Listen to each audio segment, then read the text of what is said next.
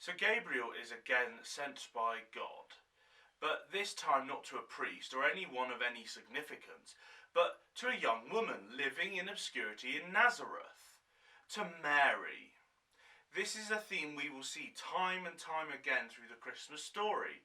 God bypassing the big, the loud, the powerful, the flashy, and working through ordinary folk living ordinary lives, having ordinary struggles and being just very ordinary.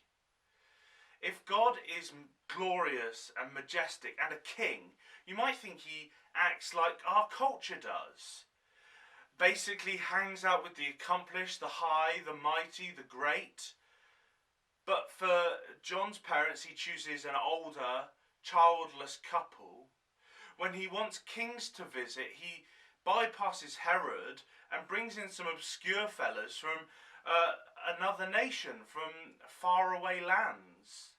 And when he wants to announce the birth of Jesus, he doesn't do it in a newspaper or in any major outlet, but he chooses agricultural workers on the night shift of all people.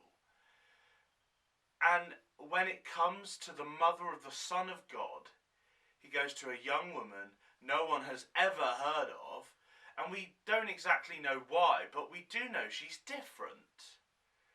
When the angel appears, it's one of those rare occurrences where the angel says, "Do not be afraid." And Mary is the rare person because she doesn't fall down in terror. But it's not because she's a big head, far from it. Notice that it's after the angel's greeting in verse 29 that she gets bothered, but it's not about how the angel's talking to her.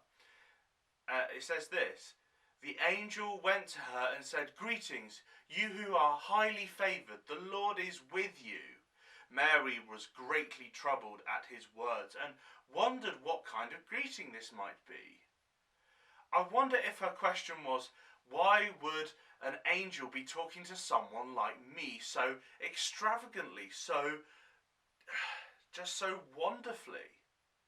She doesn't see herself in that exalted way. She doesn't see her high and lifted up.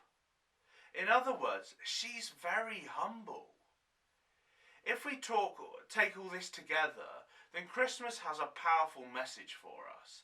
In our world, so often the good stuff, the attention, the accolades go to the forceful, the successful, the grand, the good looking.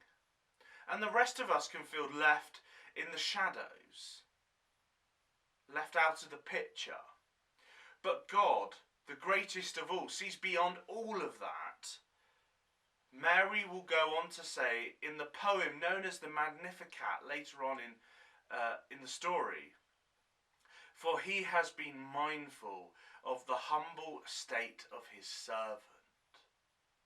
Christmas has a message to the poor, the humble, the struggling, the ordinary.